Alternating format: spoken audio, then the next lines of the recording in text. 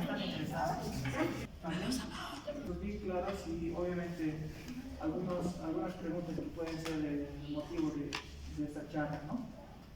El motivo no es darle teóricas, ¿no? Darle un enfoque más objetivo para que ustedes vayan reforzando, ya sea en las partes prácticas y en la parte para el día del examen, que es para el día 2 de agosto, ¿no?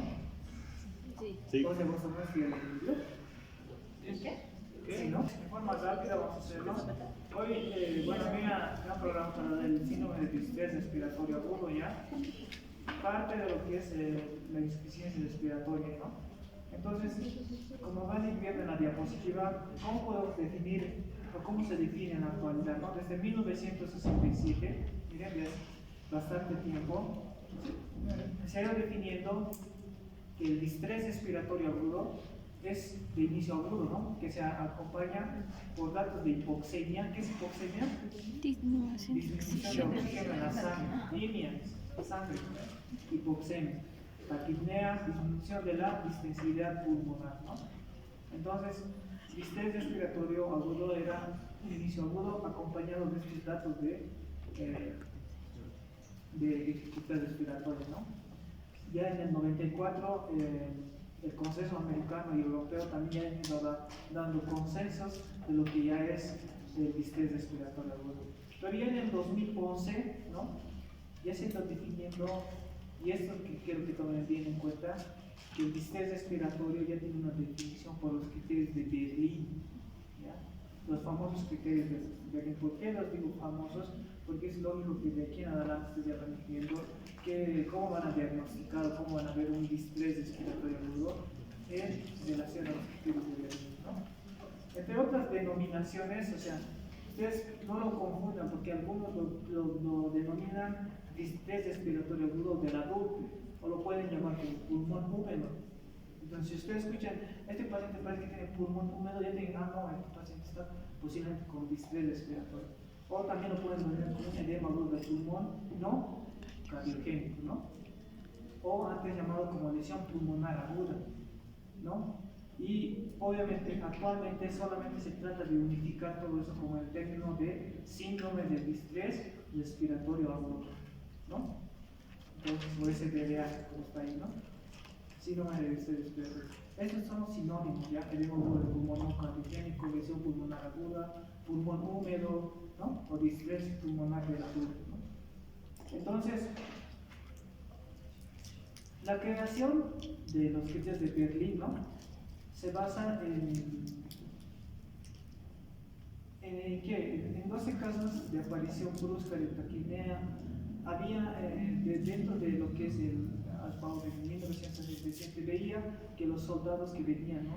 De las ideas combatientes en ese entonces venían con la aparición brusca de taquipneicos, ¿no? Y al hacer una placa de rayos X veían que había infiltrados pulmonares bilaterales, imágenes de arefacas difusos, ¿no? Con datos de insuficiencia respiratoria aguda, hipoxemia y disminución de la distensibilidad pulmonar, ¿no? Que todo esto han hecho de que vean lo que es una creación de la definición de Berlín, ¿no? Una aparición brusca, signos de hipoxemia, datos de rayos X de infiltrado bilateral, ¿no? en la placa de rayos X. Entonces, para definir distrés respiratorio, ¿qué necesito? Clínica, ¿no? Inicio súbito, datos de dificultad respiratoria, ¿no? ¿Qué son datos de dificultad respiratoria? Que el paciente está taquipneico, está utilizando músculos intercostales, ¿no? Y que puede ver aleteo nasal y obviamente esté desaturado, ¿no? Y para confirmar una placa de rayos X, donde ustedes a la simple imagen tienen que ver una radiopacidad bilateral difuso, blanco. Entonces, esos son los criterios de Berlín, que conforme tenga ese paciente esa sintomatología más la imagenología bilateral, entonces ya podrían decir que este es un distrés respiratorio agudo, ¿no? Miren, aquí están los criterios de Berlín, por si acaso, saquen foto, pongan rayita, estrellita, no sé, ahí, no se pongan el nombre de su enamorado para que se acuerden, o a la persona que más ve, ¿no? Corazoncitos, rositas, ¿no? Comienzo agudo. Hipoxemia, rayos X infiltrados bilaterales de origen no cardiogénico, un edema de no cardiogénico. Se tiene que descartar de qué es edema si es que tiene en la placa de rayos X. ¿Cómo vemos un edema o un desagre pleural en un rayos X?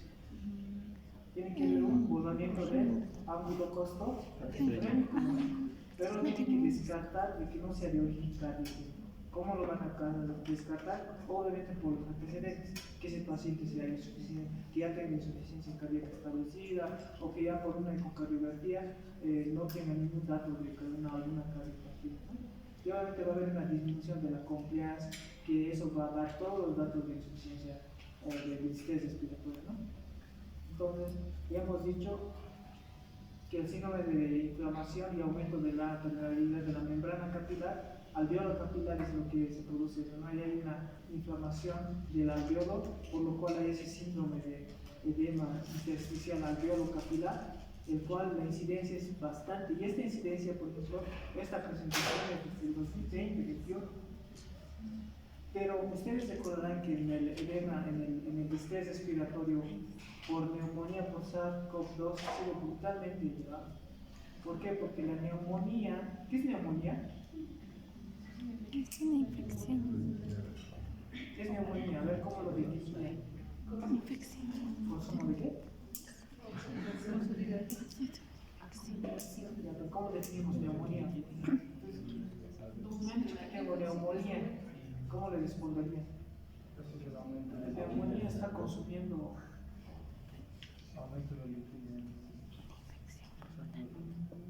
¿qué es neumonía? A ver. Levante la mano. Ahí. Ahora sí. Vamos. La neumonía en realidad, doctor, es una inflamación. Infección. Es una infección que produce en realidad lo que va a ser el llenado de los alveolos con, puede ser moco o líquido, creo que decía. Neumonía, así en simples palabras para ustedes, tiene que ser infección de qué? De parénquima. Es neumonía, no hay más. Neumonía es infección del parénquima pulmonar. Entonces, ¿qué era la neumonía por SARS-CoV-2? Era la infección por el virus del SARS-CoV-2, ¿no? Entonces, la neumonía por SARS-CoV-2, el hecho de que sea solo una infección puede progresar a un distrés respiratorio. ¿Qué es distrés respiratorio? Ya hemos dicho, ¿no? Es un síndrome caracterizado, ¿no? Por datos de ser mucho brusco, tener datos de infiltración bilateral radiopacos, tener un edema de tipo no cardiogénico, ¿no? El virus de Berlín, no se olvide. Y obviamente la mortalidad puede aumentar hasta 60%. En COVID, ahora les voy a mostrar un estudio, ha sido prácticamente incluso hasta 70%. La mortalidad ha sido alta por distrés respiratorio. Esos pacientes se distresaban, ¿no? Y desde aquí, por ejemplo, desde 1994, lo primero que ustedes tienen que saber cuando hablamos de distrés, tenemos que hablar de lo que es dos cosas bien importantes: los índices de oxigenación. ¿Qué es la PAFI? A ver, uno del grupo.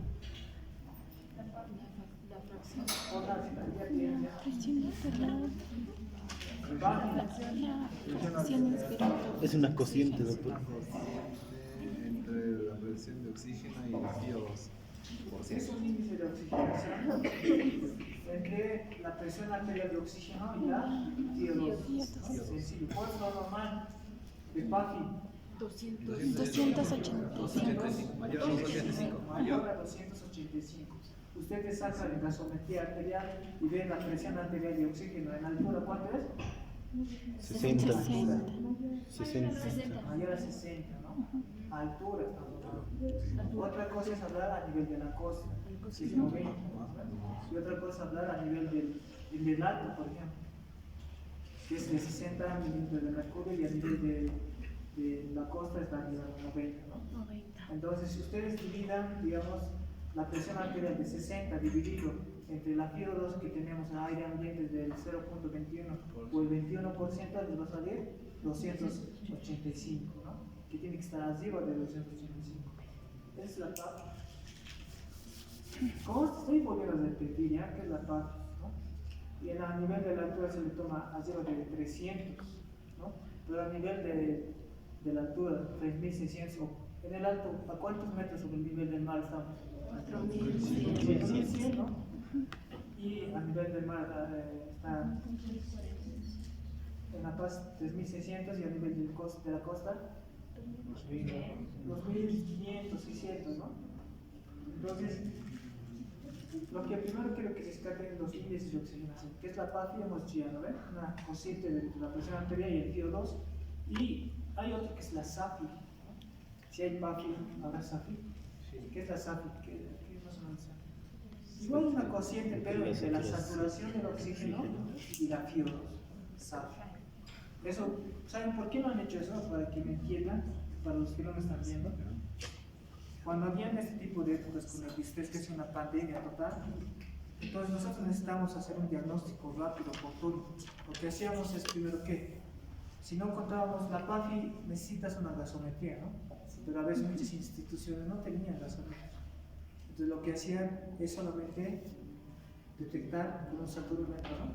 La saturación del oxígeno de sangre que tiene ese paciente. Entonces dividían la saturación con el aporte de oxígeno. Si ese paciente desaturaba, ¿no? Digamos 70, pese a que tenía el oxígeno con la máscara facial, entonces ahí tenía que ser la cociente, ¿no? Por eso tienen que saber sacar. Puede ser pregunta, ¿no? Yo les pongo un caso clínico, ¿con cuánto de PAFI se encuentra este paciente? Fácil, ¿no? Si les digo aire ambiente y les pongo una presión arterial en gasometría de 70, con aire ambiente, ¿cuánto será?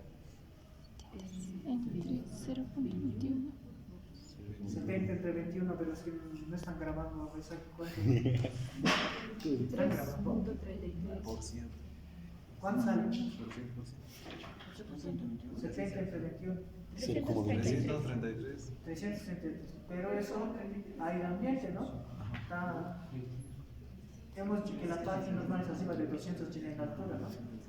Ahora, ¿qué pasaría si este paciente, que en la gasometría está con 70% de presión arterial de oxígeno, pero está con máscara?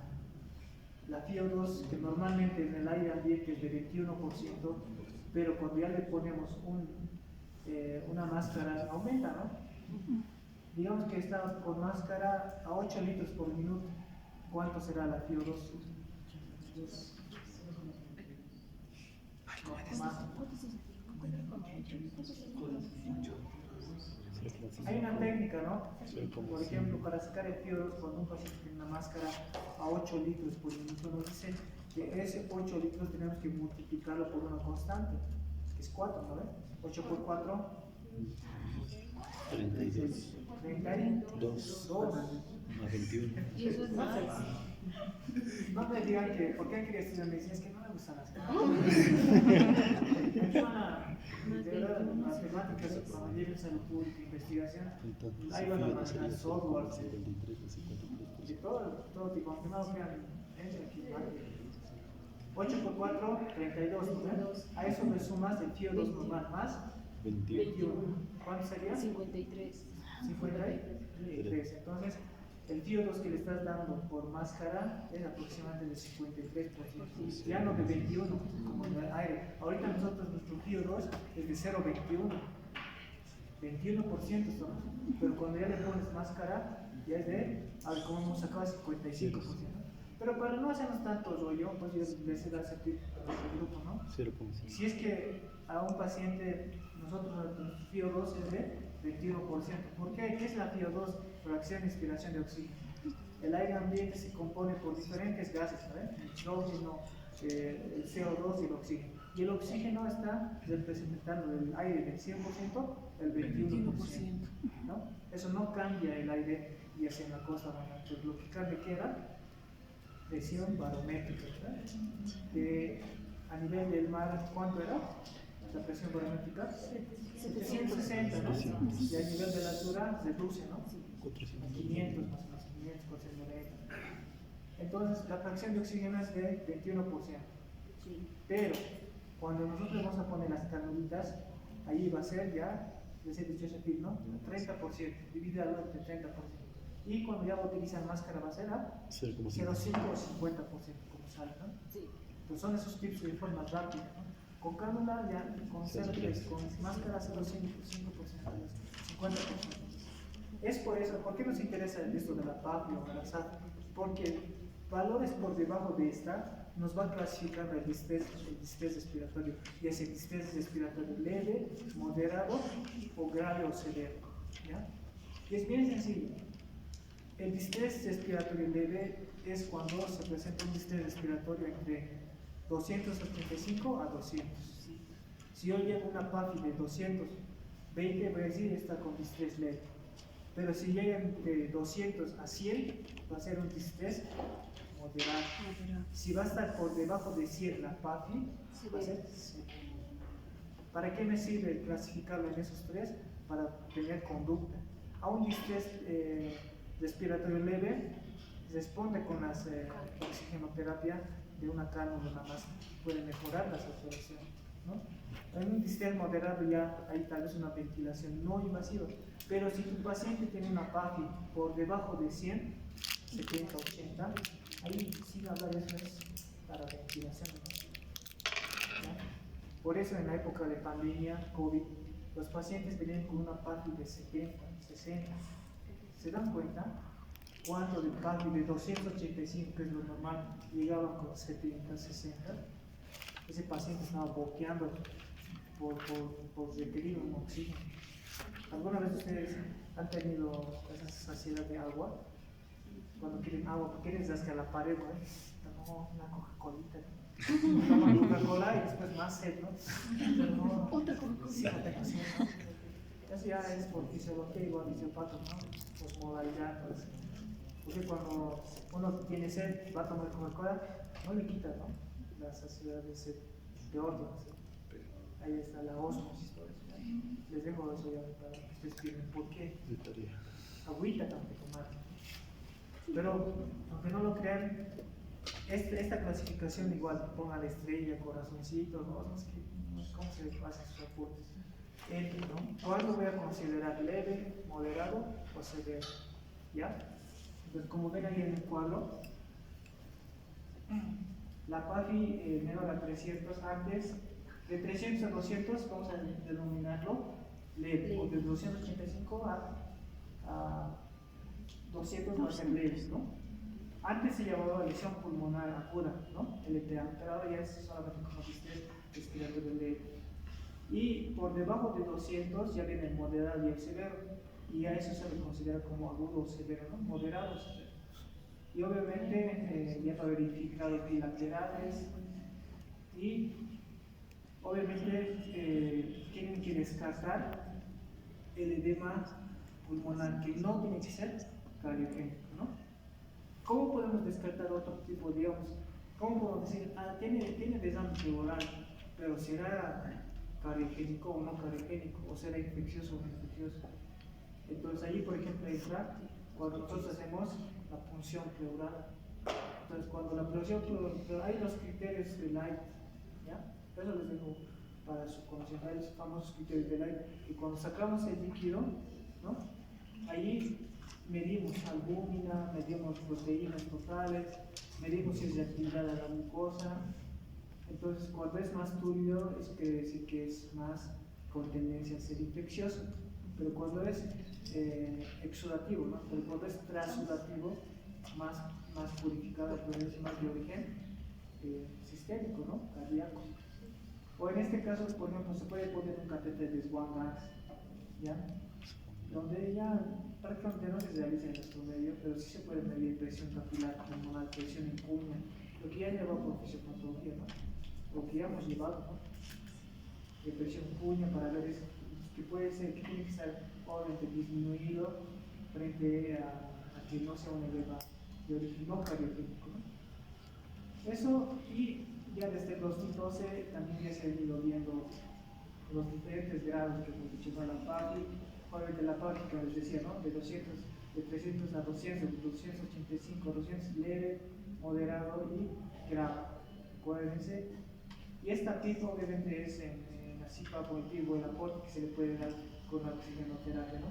Pero lo que yo creo que se quiere claro es esa clasificación, ¿ya? El tiempo de inicio, ¿no? La imagen radiopaca. ¿Han visto una imagen de una neumonía grave por SARS-CoV-2? ¿No? ¿Nunca? Ni siquiera en aquella, o sea, ¿qué han hecho? ¿No? Recuerden esto, criterios de Berlín, por favor. Eso es por favor. Entonces, el EMA como no cardiogénico. No, miren cuál es la diferencia entre uno cardiogénico y un distrés. Miren, el corazón en una placa de rayos X, ahí ya puedes decir, no, hay una cardiomegalia. En cambio, en un distrés es normal. ¿No? Ahí viendo solamente las placas de rayos X. A mi grupo le puse cadencia cardíaco, ¿no? Sí. A ver, Franco, ¿cuál es la fórmula? A más B dividido S. Menor de 0,5. A más C dividido entre C.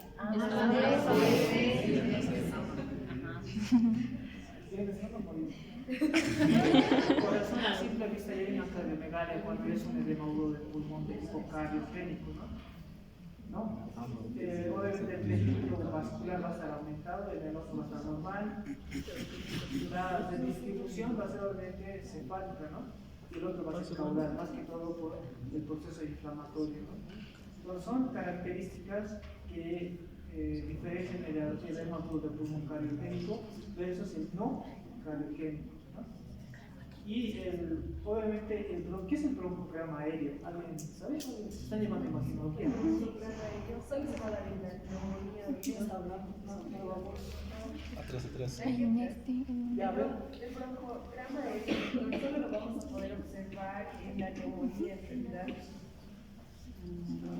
No es un signo radiológico. Ya, sí, pero se ve solo en la neumonía. ya. Obviamente, en el edema cardiogénico no va a haber el broncograma aéreo. El broncograma aéreo es un alveolo que está contorneado por una imagen radiopaca, ¿no? Radiopaca, en el cual ahí se ve, ¿no? La imagen del broncograma aéreo. Y eso es un signo típico de un proceso neumónico. Ahí no pueden decir, no, es una neumonía viral, bacteriana o oncótico, pero es un proceso de infección, es una neumonía. Broncograma aéreo, ya sea en tomografía o en datos radiológicos, que va indicando el proceso neumónico. Entonces es como que en una imagen radiopaca aparece una imagen radiolúcida que se presenta al alveolo, a la imagen alveolar. Es el broncograma. Y el examen probablemente es frecuente en el edema agudo del pulmón cardiogénico y en el distrés externo. Ven las características diferentes de cada uno. Y como les decía, la lesión pulmonar puede ver las etiologías por diferentes causas. Un distrés respiratorio no solamente puede ser infeccioso, la causa, ¿no?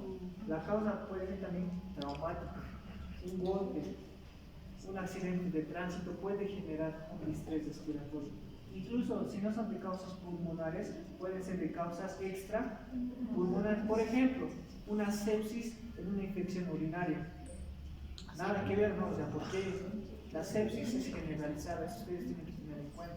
Una infección generalizada que puede llegar a comprometer pulmones por todo el término del proceso séptico que se llama SIRS, síndrome de respuesta inflamatoria sistémica, ¿okay?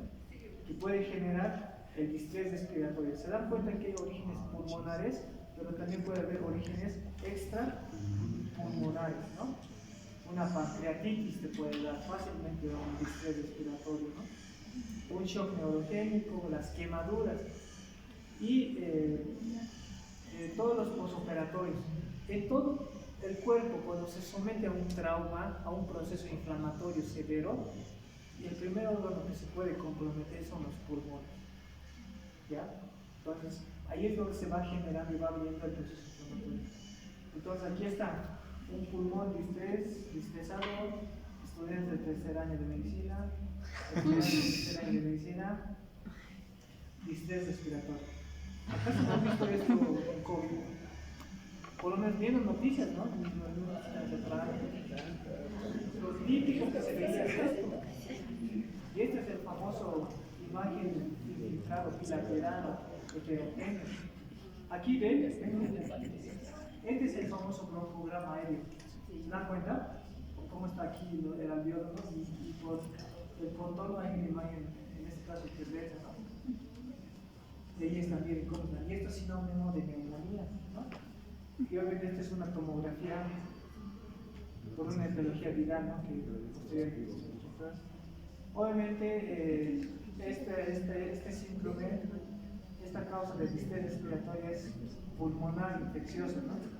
Y obviamente hay alteraciones en la BQ, que es la ventilación perfusión del pulmón, ¿no?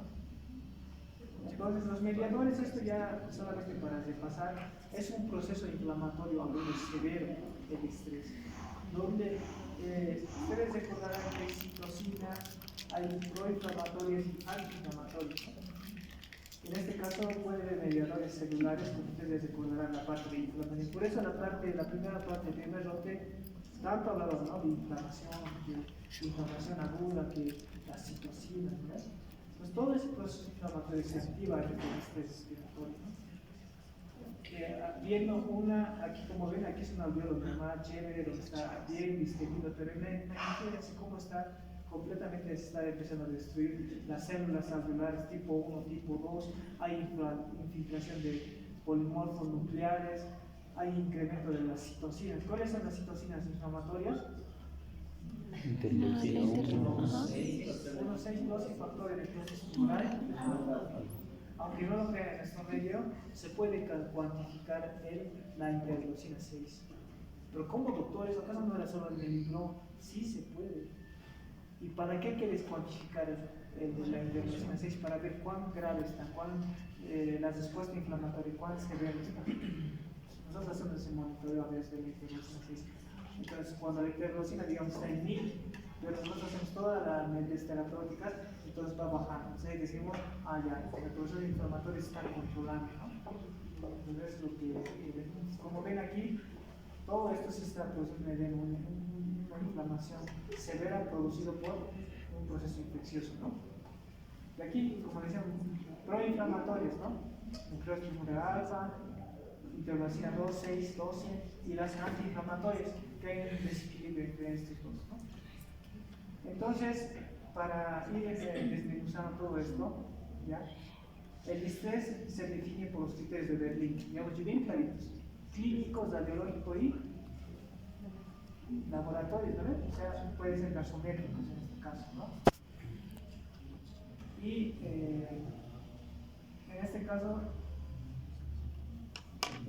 las complicaciones del distrés pueden ser, ¿no?, mayor trabajo respiratorio, el edema, que puede ser más importante, puede haber una alteración hemodinámica, donde ya hay la inestabilidad hemodinámica, alteraciones pulmonares, en el cual se va a ir complicando, ¿no?, una hipoxemia, hipoxia, y alteraciones del intercambio gaseoso, lo cual van a agravar lo que es el gradiente alveolo arterial. Para mi grupo, ¿cuál es el gradiente alveolo arterial? El oxígeno entre el alveolo y el pulmón. ¿Ya? ¿Cuánto es lo normal? 20 milímetros de mercurio. ¿Cuánto? 20 milímetros de mercurio, doctor. Menor a 20, ¿no? Menor. Es el gradiente. ¿Qué es el gradiente alveolo arterial? Aquí hemos puesto una imagen aquí. Es el paso del oxígeno desde el alveolo a la arteria. Pero ¿cómo vamos a medir eso? No hay caso, no se como ponerle algo. No, pero por gasometría podemos hacer una consciente entre la presión arterial del alveolo y del oxígeno, ¿no? Hay una fórmula, ¿no?, que es el gradiente, pero lo que tienen que saber es que un gradiente alveolo arterial menos a 20 es lo normal. ¿Eso qué te indica? Que la difusión está entre el alveolo y la arteria, ¿ya? Y bueno, el tratamiento en este caso, ya que se han mencionado pautas, ¿no? No hay un tratamiento claro para el estrés. El tratamiento simplemente tiene que ver la causa de las. Si es infeccioso, obviamente se tiene que hacer un tratamiento, ¿no? Dependiendo si es infeccioso, bacteriano, micótico o viral. En este caso, por ejemplo, del COVID, ¿cuál era el tratamiento etiológico? Era el virus, ¿no? Pero el virus querían darle antivirales, ¿no? Pues no había un tratamiento ya establecido como tal. Entonces, el virus, ¿qué hacía? Hacía una respuesta inflamatoria severa. Por eso es que se han utilizando los famosos corticoides, bueno, les daban dexametasona, ¿no? ¿Por qué? Porque la idea no era matar al virus, la idea era controlar el proceso inflamatorio. Por eso ustedes tienen que recordar fisiopatología de la inflamación, donde actúan las citocinas, donde actúan los corticoides. Y miren que COX-2, ¿no? Toda la cascada de la fosfolipasa 2 que tiene su mecanismo de acción. Por eso es que se le administraba dexametasona para parar ese proceso inflamatorio, ¿no? Hasta que pase el periodo de incubación, el periodo de latencia de este virus, ¿no? Entonces, como ven ahí, el tratamiento obviamente tiene que ser mediado por todo este sistema de la cascada de la inflamación. Y obviamente, el hecho de que nosotros veamos a un paciente clínicamente ya con datos de insuficiencia respiratoria muy severos, que no responda al tratamiento no invasivo, oxigenoterapia se llama eso, ¿no? Entonces va a ir a la ventilación mecánica, invasiva. Para hacerlo más sistemático para ustedes, cuando ustedes tengan una PAFI, porque ustedes van a hacer esto de la gasometría y lo van a hacer sencillo, pues les digo, PAFI, ustedes tienen que decir qué es PAFI, ¿no? Si yo tengo una PAFI entre 285 y 200, ¿qué tipo de será? Leve. Entonces, en distrés leve lo que nos recomienda es darle oxígeno por lo menos a 10 litros por minuto para ir, y ver el valor, cómo sube. Si mejora la saturación, pues si quieres, ¿no? Mejora la ventilación, ese paciente ha llegado con datos de taximia. Si mejora con la oxigenoterapia, con cánula o máscara, pues si quiere, ¿no? Pero si la PADI está entre 250, de 200 a 285 hemos dicho que es leve, ¿no? Si está de 200 a 100 es moderado. Ahí es donde podemos utilizar la ventilación no invasiva. En ese caso, como la cánula nasal de alto flujo, ¿no? O el CPAP, ¿no? El BiPAP, que son como les decía, ¿no? Son máscaras que se ponen selladamente al cuerpo y tienen su CPAP, su mecanismo, donde el cual nosotros podemos regular la presión inspiratoria en la PIP para que mejore la oxigenación, ¿no? Y por último, si es que está por debajo de 100, a ese paciente mirarlo y decirle, no, ponle oxígeno por máscara, no, directamente intubación endotráquea, ¿no? Para eso te sirve tomar la PAFI y saber. Ahora, no solamente, obviamente no se cuenta a veces con esto, pero si ves que un paciente está con bastante dificultad respiratoria, está desaturando 70, pese a que le estás poniendo todo el oxígeno por la máscara simple, ¿lo vas a dejar así? No. Lógico, ese paciente va a entrar en un desgaste muscular, así como ustedes van a trotar o se cansa el cuerpo, ¿no? Entonces ahí es donde fácilmente puede ser un paro respiratorio. Y aunque no lo crean, ustedes habían visto en las noticias cómo los pacientes morían afuera, ¿no? En emergencias, ¿no ven? Porque se cansaban, al final ya no podían respirar, tanto cansancio, hacían paros respiratorios, ¿no? Entonces, la oxigenoterapia y el primario, bueno, los criterios de UCI para terapia intensiva son criterios gasométricos, clínicos, ¿no? Que no responden a la oxigenoterapia, ya sea no invasiva, y obviamente eso sirve de ingreso, es pilar fundamental para la terapia intensiva.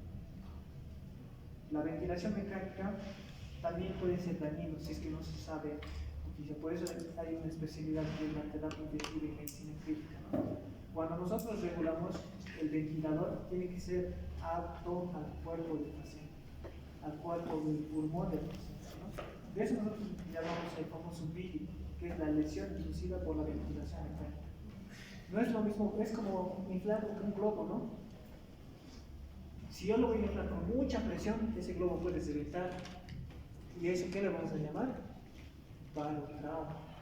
¿Qué es balotrauma? Es un neumotórax producido por la ventilación mecánica, ¿no? Ahora, si yo lo voy soplando a un globo, por ejemplo, eso, para ¿qué voy a generar? Un proceso inflamatorio. Ese se va a llamar biotrauma, ¿no? Ahora, si yo lo voy a succionar y el globo se va a quedar ahí, ya no va a poder expandirse, ¿qué se va a llamar eso? Aterectrauma, ¿no? Y si utilizo bastante volumen y lo voy a ensanchar al globo, volumiza. Entonces, ¿qué es el PI? Lesión inducida por el ventilador. ¿Cuántos tipos de PI hay? Barotrauma, volutrauma, no es eso, boludez, algo. Volutrauma, por volumen, barotrauma, atelectrauma y biotrauma. Sí, por si acaso, Ay, ya. póngale rositas. ¿Qué es PI? ¿Cuáles son los componentes del PI?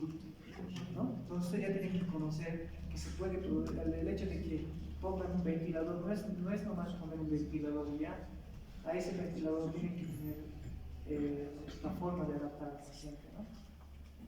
Entonces, al final, cuando entramos a un paciente con distrés respiratorio, ¿no? Si sienta así un pulmón bien lento, ¿no? Así es unos tipo de eso, ¿no? Pero si ya está empezando a estresarse y ponemos a una máquina y le generamos peor PI, entonces el paciente obviamente va a fallecer, ¿no? Entonces las estrategias de ventilación protectora son esas. A eso llamamos, para evitar el PI o evitar todos estos mecanismos que se les he dicho, ¿no? Voluvalo, atelectrauma, biotrauma. Entonces se tienen que hacer las estrategias de ventilación protectora, ¿no? Entonces, adecuar la FiO2, ahí es como aumenta el radio de el volumen de la radio, ¿no? Pueden subir el FiO. Se dan cuenta que es el arte, que ustedes pueden decir, ya, yo que he visto con 100% de FiO2, y sube la saturación de oxígeno, ¿no? Podemos manejar presiones, ¿no? Podemos manejar volúmenes, cuánto de volumen queremos manejar, ¿no? Para evitar disminuir el barotrauma, disminuir el ergotrauma o la atelectrauma, ¿no? Entonces, la ventilación mecánica nos recomienda, por ejemplo, que tiene que ser de bajo volumen, de 6 a 8 ml por kilogramo de peso. A ver, digamos que pesa 60, ¿cuántos ml le recomendaría? 6 por 60, ¿cuántos? 360. Bien, el volumen consciente que ustedes van a programar, van a poner 360. ¿Sí? Con eso ustedes están haciendo una neumoprotección de ese paciente. La frecuencia respiratoria a un inicio puede ser de 30 a 35, porque ese paciente ha entrado hiperventilado, taquipneico, ¿no? Entonces tiene que ir regulando y posteriormente ir bajando, ¿no? Hasta conseguir que tenga una frecuencia respiratoria fisiológica que es de 12 a 20, ¿no? La presión meseta, la presión con la que ingresa el volumen se me da a 30 centímetros de mercurio. La PIB se puede graduar, ¿no? La PIB fisiológica que manejamos de 5, pero eso se puede aumentar hasta 10 para evitar lo que hemos dicho aquí, ¿no? Eso ya para saber. Entonces, y hay otras medidas que aparte del ventilador son el decúbito probo. ¿Quién no ha visto pacientes así? ¿Alguien ha visto en noticias, no? O siendo a un pulmón distresado, infiltración bilateral, hipoxémico, taquipneico y en prono. Entonces, ¿el prono qué es? Es una medida para adaptar al pulmón de que se vaya oxigenando, que lo que estaba totalmente consolidado empiece a bajar, así como una esponja. No, yo creo que la mayoría alguna vez en su vida han lavado los platos. No, trampa. Estoy aprendiendo, doctor. ¿Qué es la esponja? Entonces, la esponja, cuando usted la pone abajo, ¿qué pasa? Que todo el agua empieza a bajar abajo, ¿no? Es lo mismo que hacíamos con los pacientes. Poníamos al pulmón, ¿ves cómo poner el pulmón allí? Pues todo lo que estaba así arriba empezaba a bajar abajo en el líquido. Y a través de nosotros empezábamos a succionar a través del tubo y empezaba a liberarse, cosa que el pulmón se empieza a no estar húmedo, ¿no? Entonces, por esa gravedad les poníamos al paciente en prono 3 días está durmiendo de boca abajo, ¿no? Obviamente la monitorización de toda la parte hemodinámica tiene que ser muy importante y en otros casos, en otros países en este caso, han utilizado el óxido nítrico inhalado. ¿Qué es el óxido nítrico? Un vasodilatador. Vasodilatador, ¿no? Que se hicieron bastantes pruebas, aunque no lo crean. Entonces han tratado de utilizar eso para mejorar la oxigenación, de que no se esté teniendo la reacción inflamatoria de una vasoconstricción, sino que sea vasodilatación. Y obviamente la extracción extracorpórea, ¿no? Que era el famoso ECMO. No sé si han escuchado de este término de ECMO. ¿Alguien? Que prácticamente es como una hemodiálisis, ¿no? Que le ponían un catéter saliendo de la arteria carotida y de la vena yugular. Entonces, si no podía oxigenar el pulmón, lo hacía una máquina. A eso se llamaba ECMO, ¿ya? Una circulación extracorpórea. ¿Me entienden? ¿Por qué? Porque el pulmón ya no es capaz, porque está con tanta inflamación, ya no puede oxigenar los glóbulos rojos. Entonces, tiene que ir una máquina para tratar de hacer la oxigenación, no la oxigenoterapia. Y aunque no creen esa Bolivia, no hay problema. Pero es muy importante que ustedes sepan por qué estos términos no pueden saber. Ahí establecemos toda la imagen. Obviamente el pronóstico es de alta mortalidad, les he dicho que hasta el 60%, ¿no? Y obviamente las secuelas que puede dejar a estos pacientes son prácticamente importantes, ¿no? Ya desde tener alteraciones en la parte cognitiva, de estar mayor tiempo con gas de hipoxemia, ¿no? Y eso de ventilación mecánica inicial no los voy a explicar un poco, solamente les he traído para que vean cómo se maneja un ventilador en rangos fisiológicos. Les he hecho un PIC fisiológico hasta 5, ¿no? Una índice de relación 1-2, ¿no? El flujo de 30 a 60 y la respiración que se programa 12 a 14 ciclos por minuto. La ventilación en este caso, por ejemplo, es normal. Antes se utilizaba altos flujos, pero ahora les he dicho que es de 6 a 8, ¿no? En distrés respiratorio. Normalmente se puede utilizar hasta 10 en distrés de 6 a 8, ¿no? Pero eso nos va, aunque no lo crean, es como una computadora, vos lo programas. Así quiero que se respiren. ¿Se dan cuenta que es el arte de... Por eso a mí me gusta la medicina crítica y la terapia intensiva. Ustedes pueden manejar el ventilador y pueden acomodar a cómo quieren que esté su paciente, ¿no? Obviamente, y es integrar todo lo que ustedes van a tener este año, ¿no? Y bueno, ya para terminar, este es mi artículo que este año he publicado en febrero, el 24 aquí en él, que prácticamente habla de una ecuación que es el poder mecánico. Esto lo hemos publicado en la revista mexicana, ¿ya? Como predictor de mortalidad en el síndrome de dificultad respiratoria. Para el ¿qué hemos hecho? Este es un estudio. Es un estudio que se ha hecho en 122 pacientes, ¿ya? Todos los pacientes que han ingresado a terapia intensiva, en el cual se ha medido esta ecuación de poder mecánico, ¿ya? Es una ecuación que les voy a mencionar, en el cual se ha visto que mientras más esta ecuación que se medía por ¿qué es la ecuación del poder mecánico? Es aquella energía que transmite el ventilador, ¿no? La fuerza que transmite todo, volumen, presión, todo, pero cuánto tenías que mantener a esa presión del ventilador mecánico. Entonces, lo que han visto aquí en cuadros les voy a mostrar.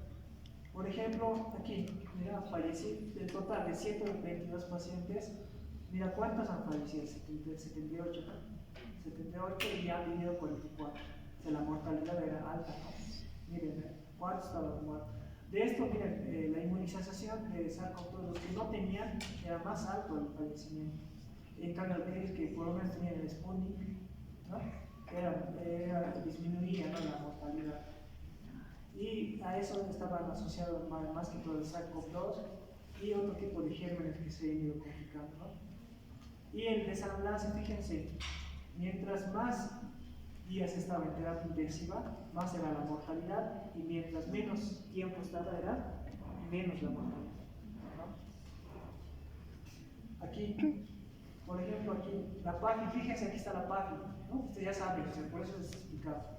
Los fallecidos al ingreso, ¿cuántos de PAFI tenían? Miren, ¿cuántos aquí? 39.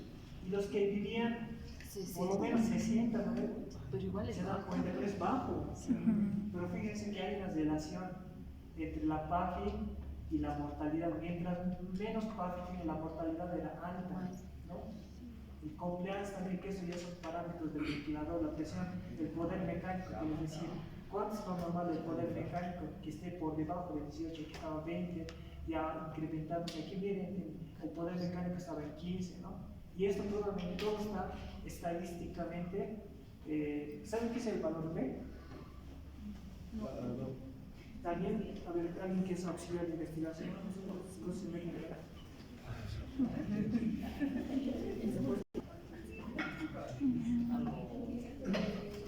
¿De inserción? Ah, Le valor 5 para hablar.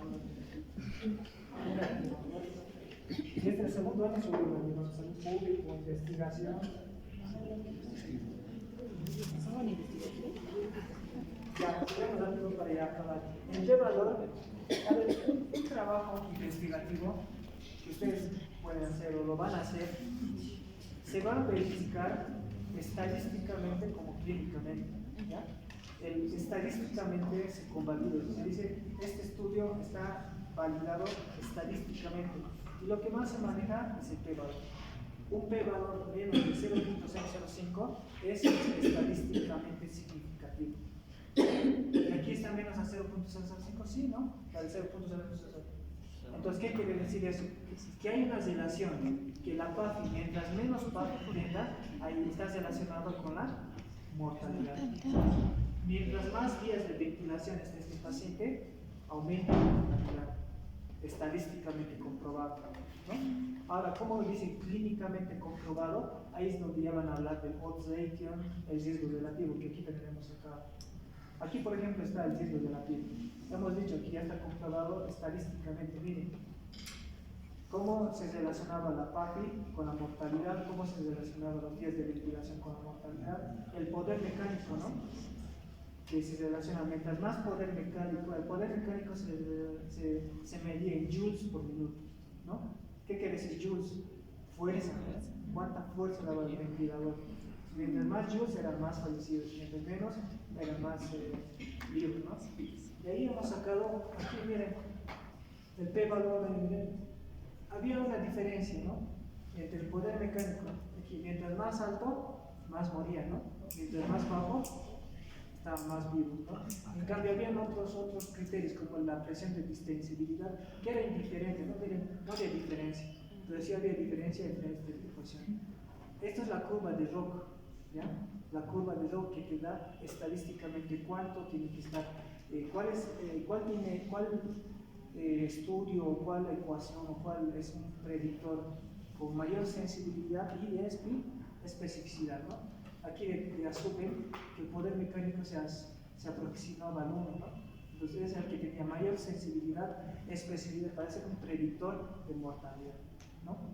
Después le seguía diferentes pronósticos, ¿no? Como el SOFA, el Apache, ¿no? Que son escalas de pronóstico de mortalidad, ¿no? Y aquí igual, ¿no? Miren, la área bajo la curva está de 0.8 de los primeros, con mayor. Ahora, esto es el riesgo relativo. El riesgo relativo es 1, si le sale 1 es indiferente. Entonces, el poder mecánico, si me hubiera salido 1, hubiera dicho no es ni factor de riesgo ni factor de protección. En este caso, ¿cuánto está? 6.3. ¿Qué quiere decir eso? Que hay 6 veces más riesgo de que este paciente muera cuando el poder mecánico está por encima de 18. Es un factor de riesgo. Es así, por eso, cuando ustedes hablan de, sí, el tener elevado las disglicemias, tiene este paciente disglicemias, es un factor de riesgo para que tenga alguna cardiopatía, porque si se hacen este tipo de estudios, no nace de nada el decir es un factor de riesgo, porque son estudios que tienen esta validación clínica, ¿ya? En cambio, miren esto, el promedio de la presión de distensibilidad está en 1.4, ¿no? Está más bajo, casi 1, ¿no? Que es indiferente, que ahí no se puede cumplir si es un factor de riesgo o es un factor de protección. El índice de Apache, por ejemplo, miren, igual es muy alto, ¿no? Bueno, es un factor de riesgo importante. Entonces, Y aquí, igual, ¿no? Es el índice de supervivencia, ¿no? Con el índice de poder mecánico.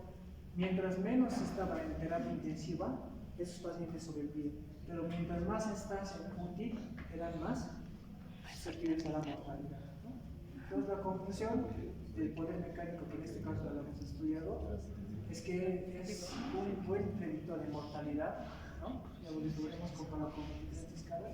Y obviamente tener el pronóstico y evita la lesión pulmonar. ¿Evita qué? Virus, ¿no? Y aquí les muestro algunas imágenes del recuerdo. Esta era mi máscara. Estábamos ahí como viendo como astronautas, ¿no? Esto es la de Cosmin, que era, se han ampliado hasta 2 pisos, y hemos llegado a tener hasta 25, 30 camas, porque es seguro, ¿no? Y bueno, aquí hay otras imágenes donde están los pacientes con distrés, algunos en prono, algunos recibiendo la ventilación de canadiense. Es el famoso ventilador Lager, ¿no? El que aquí está monitorizándose, ¿no? A veces con malos resultados, como han visto, ¿no? La diferencia de que ha habido más fallecidos, pero también algunos de alegría, ¿no? Ahí ven cómo la señora está saliendo de la ventilación, despierta, ¿no? Ese es el mecanismo de destete, se llama, que es el de la prácticas, ¿no? Ahí, señor, ya le hemos extubado y estaba feliz, y ha salido. Ahí todos, ¿no? Con el paciente que ha pasado de la parte del prono, la intubación, y ahora solamente estamos con la cánula nasal, ¿no? De ahí que ya se está despidiendo con el ok, ¿no?